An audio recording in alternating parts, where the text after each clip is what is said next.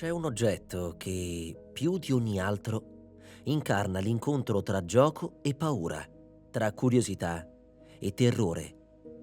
Un semplice pezzo di legno o cartone, su cui sono incise lettere dell'alfabeto, numeri, le parole sì e no e un invito silenzioso, porre una domanda. Ma ciò che fa davvero la differenza non è il supporto fisico, è quello che si crede possa accadere dopo.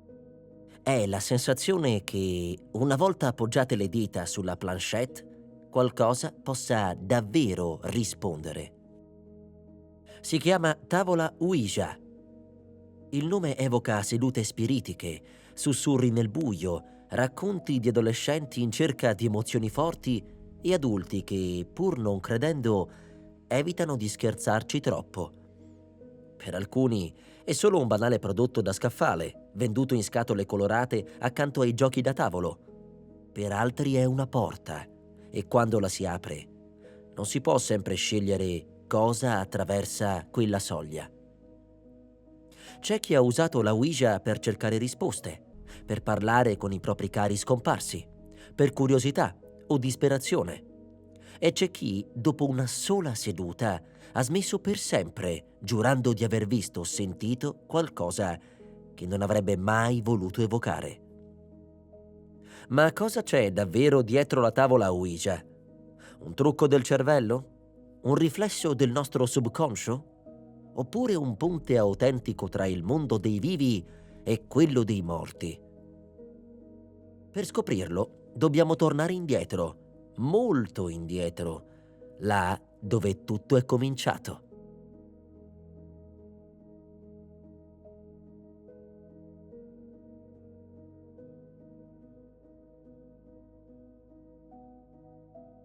La storia della tavola Ouija affonda le sue radici in un'epoca in cui il confine tra scienza, fede e superstizione era molto più sfumato di oggi.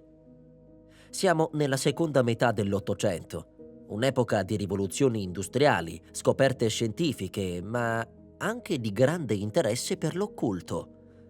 In quegli anni l'Europa e l'America assistono al fiorire del movimento spiritista, una corrente che unisce spiritualità e ricerca empirica, convinta che l'anima sopravviva alla morte e che sia possibile mettersi in contatto con i defunti attraverso medium, sedute e segnali dall'aldilà.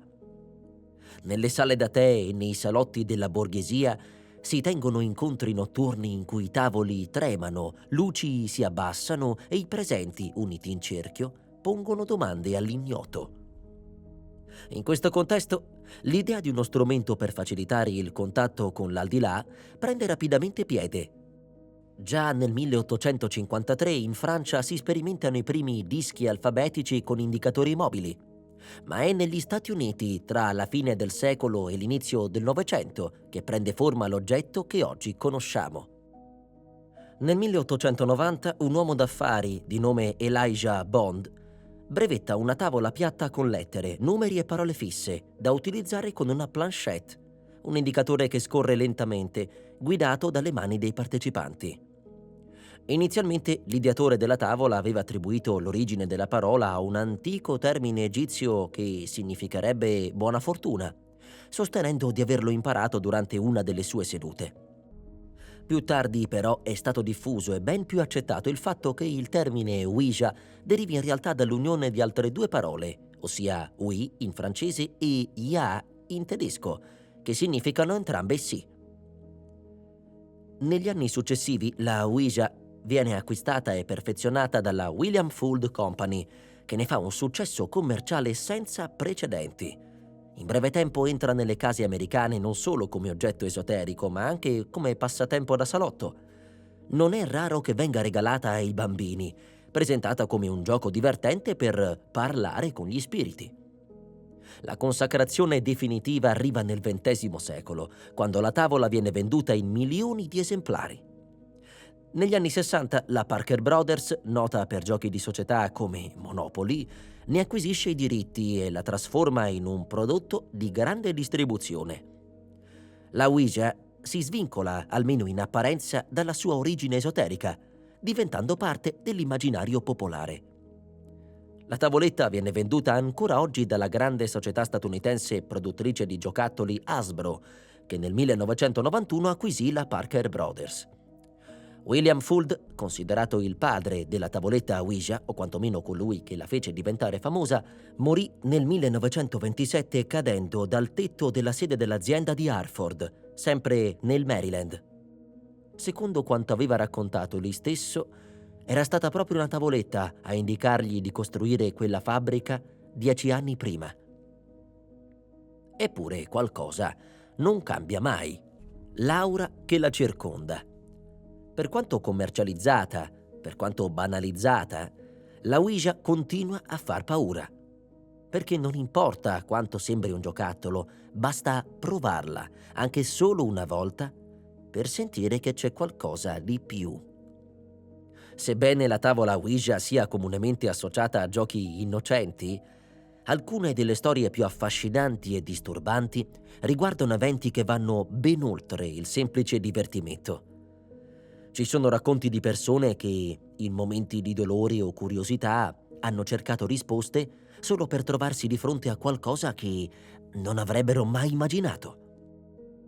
Nei primi decenni del Novecento, le presunte indicazioni ottenute attraverso le tavolette ispirarono leggende, opere letterarie e persino omicidi.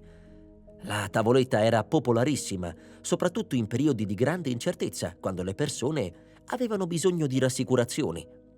Alla fine della Prima Guerra Mondiale e con la Grande Depressione, così come nel secondo dopoguerra e nella seconda metà degli anni '60, il periodo della guerra del Vietnam e delle lotte per i diritti civili, tra le altre cose. Nel 1967, quando la Parker Brothers comprò l'azienda di Fuld dopo la sua morte, ne vendette circa 2 milioni, più di quelle del celebre gioco del Monopoly. Uno dei casi più famosi legati alla tavola Ouija e dalla cui storia è stato prodotto il film Veronica è quello conosciuto come il caso Vallecas. La protagonista di questa storia è Estefania Gutiérrez Lázaro, un'adolescente residente in un palazzo di 12 piani situato a Vallecas, quartiere operaio a sud-est di Madrid. Estefania vive una vita tranquilla. Certo, la famiglia non naviga nell'oro, ma lei è comunque felice, grazie anche alle sue passioni. Una di queste passioni, però, le cambierà per sempre la vita. A Estefania piace l'occulto. Per questo motivo, nel marzo del 1990 partecipa a una seduta spiritica. Forse per parlare con il fidanzato da poco defunto, o forse solo per gioco. Non ci sono dettagli precisi al riguardo. La campanella della ricreazione suona.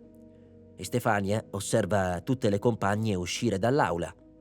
Estrae dallo zaino una tavola Ouija, la imbraccia, si alza dal banco e abbandona la stanza. Percorre silenziosa il corridoio, accompagnata dal vociare degli altri studenti. Arrivata davanti alla porta della biblioteca, la apre, la attraversa e la richiude alle spalle. 2 compagne la osservano, le sorridono e, smaniose, agitano le braccia. Stefania poggia la tavola sul pavimento e tutte e 3 si siedono attorno a gambe incrociate. Una delle compagne le porge un bicchiere di vetro. Lei lo prende e lo posiziona sopra la tavola Ouija. Le 3 poggiano gli indici sul fondo del bicchiere e attendono. Attendono ancora e ancora. Il bicchiere inizia a muoversi a destra e sinistra. Disegna mezzelune e cerchi. La porta della biblioteca si spalanca. Il volto dell'insegnante di Estefania le osserva infuriate. La donna gesticola, grida ad alta voce. Raggiunge le ragazze, afferra la tavola Ouija e la spezza. Il bicchiere che vi era posto sopra cade a terra e va in frantumi. Dai frammenti di vetro sale un fumo particellare bianco. Estefania l'inala e non sarà mai più la stessa. Secondo i genitori, dopo questo episodio raccontato dalle amiche di Estefania, la loro figlia cambia. Non riesce più a dormire e quando ci riesce dice di avere incubi spaventosi, figure nere alte e allungate dalle dita affusolate, La circondano e urlano il suo nome. E con il passare dei giorni la giovane inizia a vedere le figure anche da sveglia, la seguono per tutta la casa o la fissano, ferme in angoli bui. La condizione psicofisica di Estefania muta. Cade di frequente in stati di trance di circa 10-15 minuti, momenti in cui rimane ferma a fissare il vuoto, per poi riprendersi e non ricordare nulla. Estefania sta sempre peggio, giorno dopo giorno. Preoccupati, i genitori decidono di farle fare delle visite specialistiche, ma nessun dottore riesce a capire che cosa abbia la ragazza. Dagli esami sembra sana, eppure Stefania comincia persino ad aggredire la sua famiglia. Diventa rabbiosa, ringhia e abbaia con la schiuma alla bocca. Non può essere una ragazza in salute, e lo è ancor di meno quando inizia ad avere attacchi epilettici. Il suo fisico è logoro, stremato. E Stefania viene ricoverata all'ospedale Gregorio Maranon, dove morirà nell'agosto del 1991 per un'asfissia polmonare improvvisa. Questo è quanto dichiarato dai medici. Con la morte di Estefania, la vita dei Gutiérrez peggiora drasticamente. E non solo perché devono sopportare la perdita di un familiare, ma anche perché quel familiare sembra riapparire e terrorizzarli sotto forma di spettro. La famiglia sente le urla di Estefania provenire dalle stanze vuote della casa. Vede porte aprirsi e chiudersi e vetri rompersi da soli. Ma il fenomeno più agghiacciante è un altro. Un giorno, una foto di Estefania cade dal muro e inizia a bruciare. Non tutta, solo il volto della ragazza. La notte del 19 novembre del 1992, la madre di Estefania chiama la polizia. Sono le 2 del mattino. Le risponde un operatore che, sentendo il terrore nella voce della donna, decide di inviare una pattuglia. Il detective José Pedro e altri 3 poliziotti. È una notte piovosa, fredda. Una volante si ferma al numero 8 di Calle Luis Marín. Il detective, con indosso l'impermeabile, scende dall'auto scortato da 3 agenti. Davanti all'ingresso del condominio c'è una famiglia inorridita. Sono fermi, fradici sotto la pioggia. José Pedro si avvicina e chiede loro cosa è successo. Balbettando, la famiglia prova a raccontare gli eventi sinistri di cui sono stati vittima. José Pedro alza le sopracciglia. Li osserva per un attimo, poi, assieme ai 3 agenti, entra nell'edificio. Sale le scale e raggiunge l'appartamento dei Gutiérrez. Percorre il corridoio desolato della casa. Un tonfo giunge dal terrazzo. Va a vedere. È vuoto.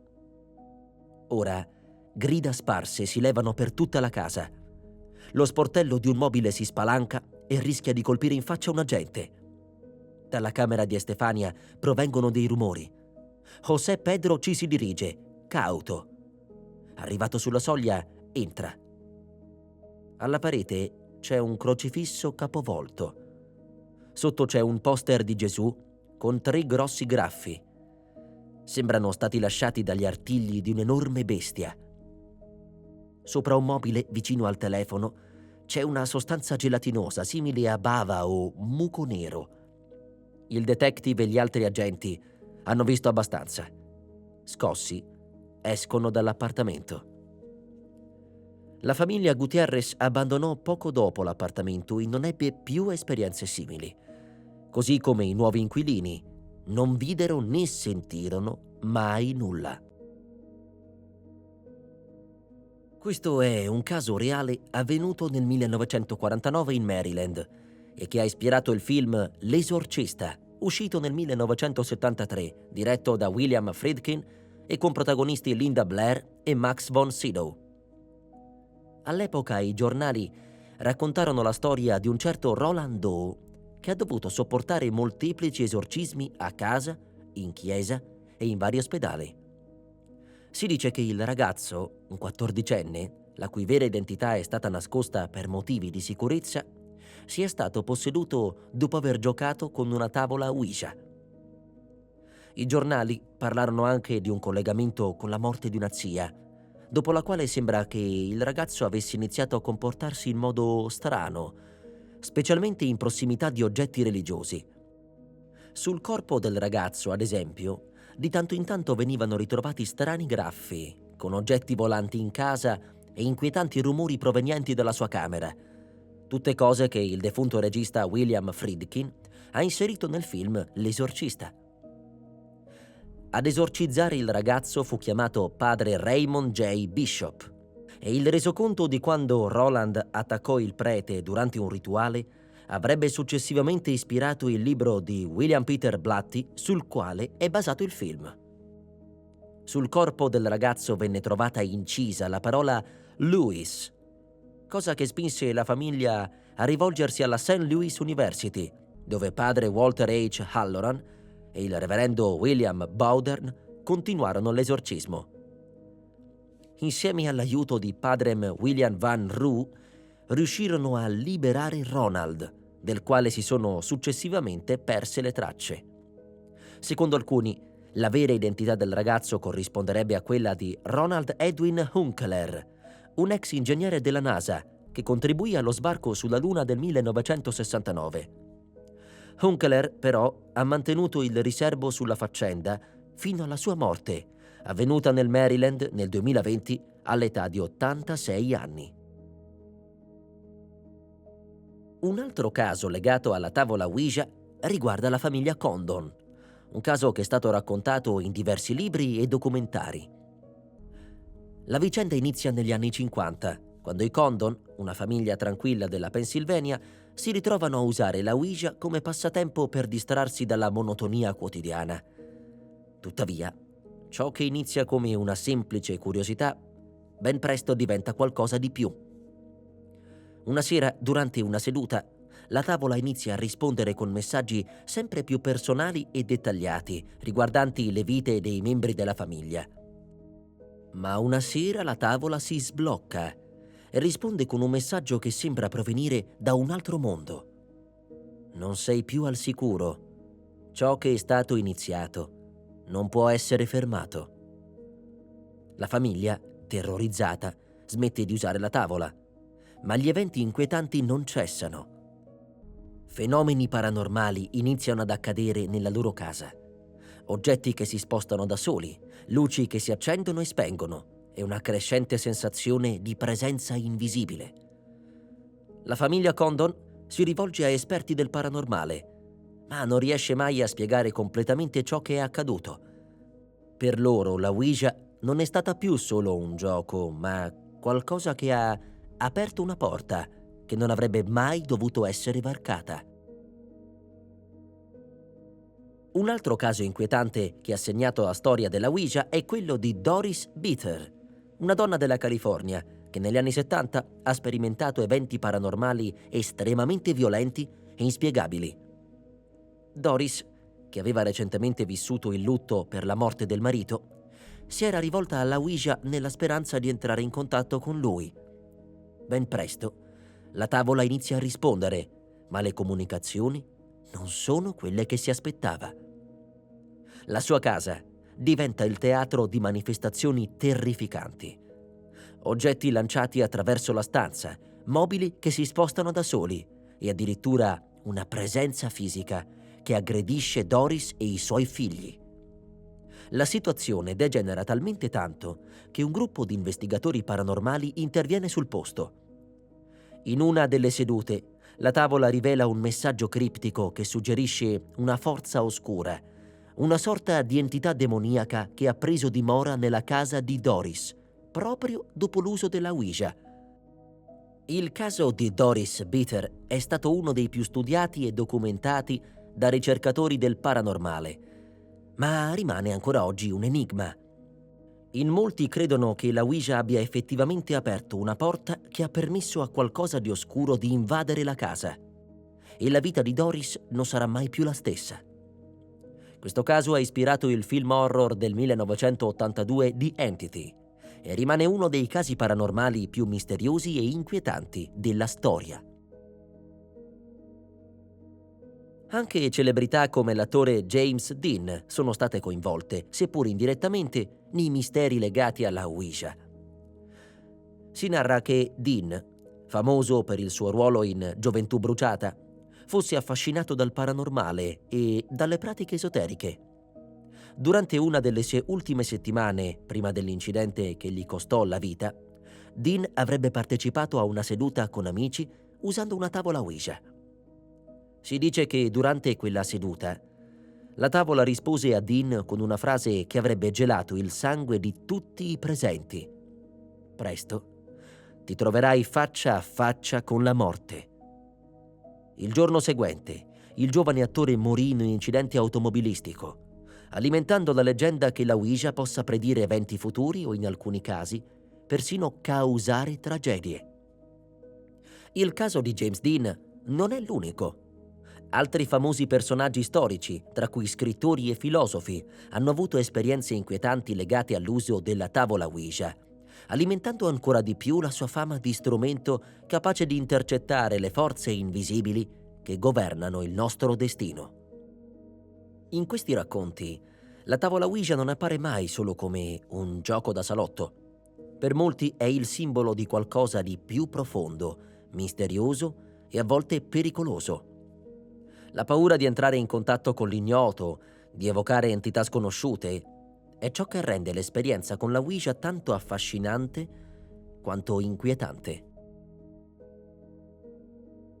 Quando si parla di tavola Ouija, la domanda che inevitabilmente sorge è: cosa accade realmente durante una seduta?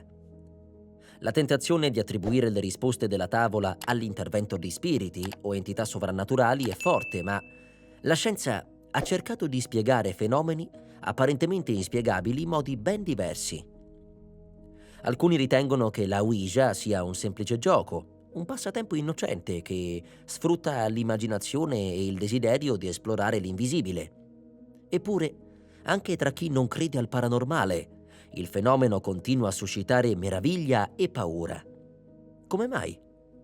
È possibile che la tavola risponda a domande in modo sorprendentemente preciso, a volte anche in maniera sconvolgente? Per comprendere il fenomeno è necessario esplorare diverse teorie. Una delle spiegazioni più accettate dalla psicologia è quella dell'effetto ideomotorio, un fenomeno psicologico in cui i movimenti del corpo avvengono inconsciamente. In pratica, quando le persone posano le dita sulla planchette della tavola Ouija, senza volerlo finiscono per spostarla, anche se sono convinte di non muoverla affatto. Questa teoria si basa sull'idea che la mente, in uno stato di concentrazione o aspettativa, possa influenzare il corpo in modo involontario. Il piano ideomotorio si attiva nei momenti di tensione, come nelle sedute di Ouija, e i partecipanti, pur non volendo, guidano il cursore senza esserne consapevoli. Così, le risposte sembrano venire dall'esterno, ma sono in realtà il frutto delle azioni involontarie di chi è seduto attorno al tavolo. Gli scettici sostengono che il movimento della planchette, spesso sorprendentemente preciso, non sia altro che un effetto di questo fenomeno. La mente umana, immersa nell'aspettativa di una risposta misteriosa, può influenzare il corpo a tal punto da rendere credibile l'idea che qualcosa di invisibile stia prendendo il controllo. Un'altra spiegazione si fonda sul potere della suggestione collettiva. Quando un gruppo di persone si riunisce attorno a una tavola Ouija, i partecipanti possono entrare in uno stato di suggestione reciproca, in cui le aspettative, le credenze e le paure di ciascun individuo influiscono sulle risposte fornite dalla tavola. Questo fenomeno è particolarmente evidente nei casi in cui il gruppo è già predisposto a credere nel paranormale o a cercare risposte che vanno oltre la ragione. La Ouija diventa così un meccanismo che stimola la psiche collettiva, facendo emergere pensieri ed emozioni che altrimenti rimarrebbero nascosti. Le risposte, dunque, non sono fornite da un'entità esterna, ma sono il risultato di un inconscio collettivo che agisce attraverso il gruppo. Le esperienze paranormali che molti riferiscono durante una seduta potrebbero in effetti essere manifestazioni di questo stato psicologico comune. Per chi crede nel paranormale, la Ouija rappresenta un canale di comunicazione con l'aldilà. In molte storie di poltergeist, spiriti che sembrano manipolare fisicamente oggetti o interagire con le persone, si riscontra l'uso di strumenti simili alla tavola Ouija. In questi casi si ipotizza che l'energia psichica di chi utilizza la tavola possa essere canalizzata in modo da scatenare eventi fisici come oggetti che volano, porte che sbattono o rumori inspiegabili. Alcuni parapsicologi parlano di energia psicocinetica, un'energia psichica che può influenzare il mondo fisico. In teoria, la tavola Ouija potrebbe essere un punto focale di questa energia, dove le emozioni e le intenzioni inconsce dei partecipanti diventano così potenti da influenzare la realtà stessa. La Ouija diventa dunque un amplificatore di emozioni, tensioni e forse anche di forze più oscure. C'è poi chi sostiene che la tavola Ouija possa davvero fungere da porta verso l'aldilà. Il fatto che la Ouija sia associata principalmente a esperienze di contatto con gli spiriti dei defunti non è casuale. Fin dagli inizi è stata usata come strumento per comunicare con i morti. La forza del simbolismo della tavola e l'atmosfera che si crea attorno ad essa, spesso carica di emozioni forti e di ansia, possono spingere le persone a percepire come reali risposte e messaggi.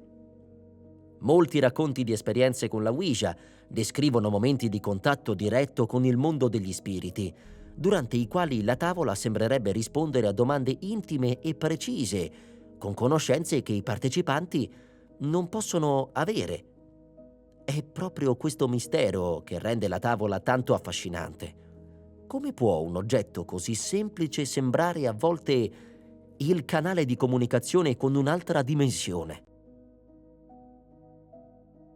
Negli anni, la tavola Ouija ha attraversato il confine tra l'occulto e il mainstream, da strumento esoterico ad oggetto di divertimento popolare.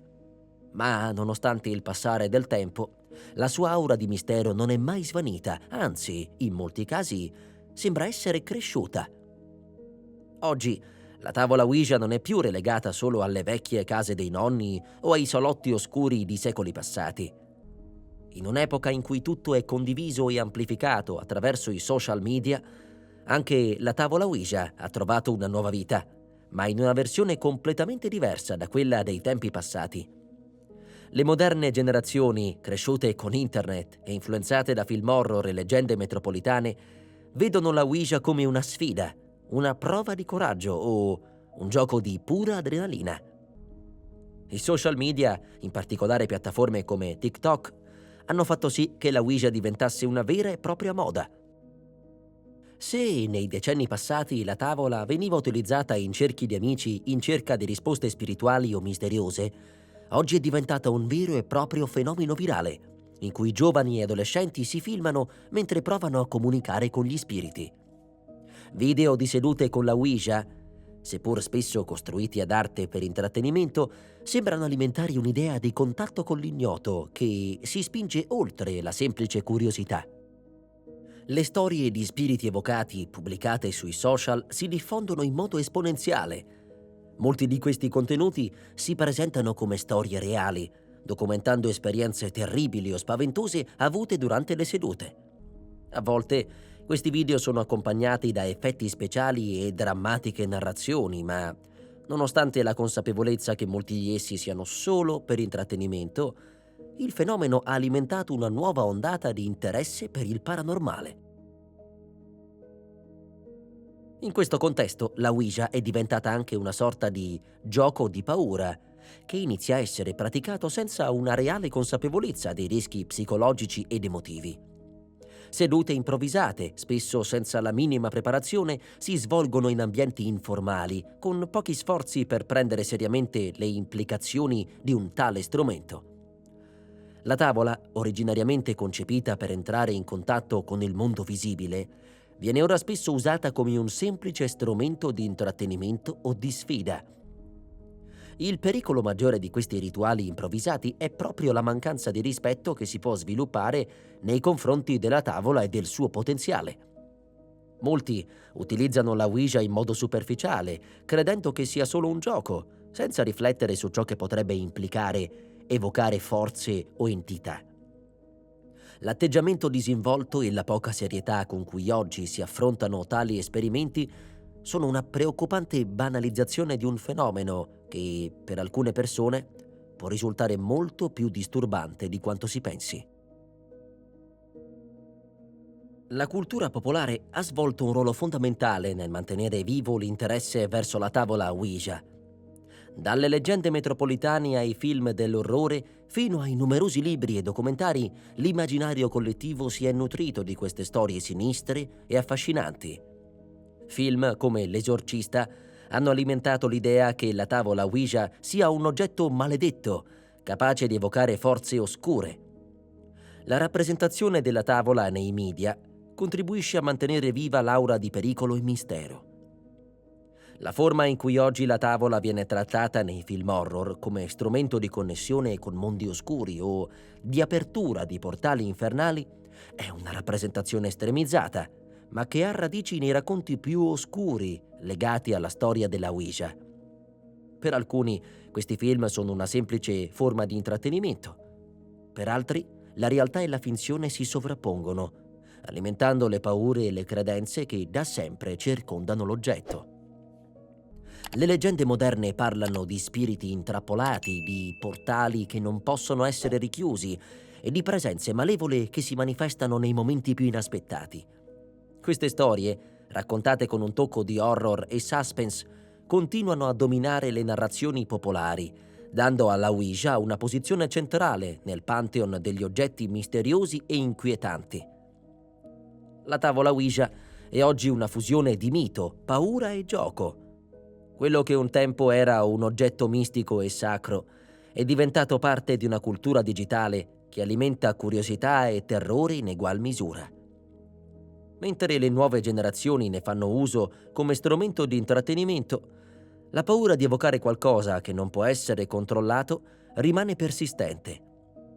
La tavola Ouija per molti non è solo un gioco, è una sfida all'ignoto. Una porta che si può aprire solo per scoprire cosa ci sia oltre. La tavola Ouija è sopravvissuta per più di un secolo, passando attraverso diverse fasi storiche, dall'oggetto di esoterismo a strumento di gioco popolare. Ma cosa riserva il futuro per questo misterioso strumento? Con l'avanzare della tecnologia e dei cambiamenti sociali, la tavola Ouija potrebbe subire una trasformazione radicale, o potrebbe finire nell'oblio come un semplice ricordo del passato. Una delle evoluzioni più affascinanti che la tavola Ouija potrebbe subire nel futuro è l'adattamento alla tecnologia digitale. Se oggi è già possibile trovare versioni elettroniche della Ouija, il futuro potrebbe portare a esperienze ancora più immersive, grazie all'uso della realtà aumentata e della realtà virtuale. Immaginate di poter interagire con la tavola attraverso un visore VR, dove le risposte non arrivano più da una planchette che si muove sulla superficie, ma da entità virtuali con cui i partecipanti potrebbero comunicare in un ambiente tridimensionale. In queste versioni digitali, gli utenti potrebbero sentire davvero la presenza dello spirito con cui stanno comunicando, grazie a tecnologie come la sensibilità al movimento e il feedback tattile. Inoltre, la tecnologia permetterebbe di superare i limiti fisici della tavola, creando esperienze personalizzate con storie, luoghi e presenze specifiche che possono variare a seconda dei desideri degli utenti. Con la crescente popolarità della realtà virtuale e delle esperienze online, è plausibile che la tavola Ouija diventi un'app interattiva che permette alle persone di entrare in contatto con altri utilizzatori da tutto il mondo, cercando di comunicare con spiriti virtuali e partecipando a sedute collettive online. Questa evoluzione potrebbe rappresentare un modo per unire il passato esoterico della Ouija con le nuove tecnologie, portandola a una nuova dimensione di interazione. Con l'avanzare delle neuroscienze e della psicologia, è probabile che l'idea di spiriti e di comunicazione con l'aldilà venga rivisitata in modi che non possiamo ancora immaginare. Potremmo infatti assistere a una evoluzione del concetto di spirito, che potrebbe non essere più inteso come una presenza immutabile, ma come una proiezione mentale o un'interazione con il subconscio collettivo. La tavola Ouija potrebbe evolversi da strumento per comunicare con spiriti esterni a strumento di autoesplorazione psicologica, in cui le risposte date dalla tavola siano il risultato delle emozioni, dei desideri e delle ansie dei partecipanti. In futuro, quindi, potrebbe diventare più una pratica di introspezione che un rito per cercare contatti con entità sovrannaturali. Inoltre, con l'avanzare delle tecniche di neuroscienza, potrebbe emergere una comprensione più profonda del modo in cui il cervello umano percepisce e interpreta fenomeni inspiegabili. Le neuroscienze potrebbero infatti dare una spiegazione più accurata dei fenomeni legati alla Ouija, come i movimenti involontari della planchette e le esperienze di presenze invisibili. L'approfondimento delle tecnologie di interfaccia cervello-computer potrebbe anche portare a interazioni con entità digitali sensibili, in grado di rispondere in tempo reale ai pensieri e alle emozioni degli utenti. Nonostante i progressi tecnologici, è possibile che la tavola Ouija possa vedere una rinascita spirituale. In un'epoca di crescente incertezza dove le tradizioni spirituali e religiose sembrano perdere terreno a favore della razionalità scientifica, alcune persone potrebbero tornare a cercare risposte nel paranormale, nella spiritualità e nell'esoterismo. La Ouija, con la sua connessione con l'aldilà, potrebbe rappresentare un mezzo per ritrovare un senso di connessione profonda con il mistero della vita e della morte. Il futuro della Ouija potrebbe anche rivelarsi un ponte tra il vecchio e il nuovo, dove si integrano tradizioni spirituali antiche con le nuove necessità emotive e psicologiche dell'uomo moderno. In quest'ottica la tavola Ouija non sarebbe più solo uno strumento per comunicare con spiriti, ma un mezzo per esplorare il proprio io, la propria psiche o addirittura il proprio destino sotto una nuova luce. D'altra parte, è anche possibile che la tavola Ouija entri nel dimenticatoio con l'evoluzione delle tecnologie più avanzate. Le nuove generazioni potrebbero non essere più interessate agli strumenti antichi e affascinanti come la Ouija, preferendo interazioni digitali più immediate e sofisticate. La paura del paranormale potrebbe essere sostituita da una curiosità scientifica più razionale, incentrata sulla comprensione delle dinamiche cerebrali o sulla ricerca di risposte in modo più pratico. Con la crescente globalizzazione e l'uniformità delle esperienze culturali, la tradizione legata alla Ouija potrebbe semplicemente diventare un fenomeno di nicchia, relegato agli appassionati di occultismo o alle persone con un particolare interesse per l'esoterismo. Forse la tavola Ouija rimarrà parte della storia, un oggetto da collezione, ma privo della sua aura mistica e spaventosa. In conclusione, il futuro della tavola Ouija sembra essere indissolubilmente legato all'evoluzione della cultura moderna, delle tecnologie digitali e della continua ricerca dell'uomo verso l'ignoto. Che evolva in una nuova forma tecnologica o che resti un simbolo dell'occulto, la sua capacità di affascinare e spaventare non sembra destinata a svanire.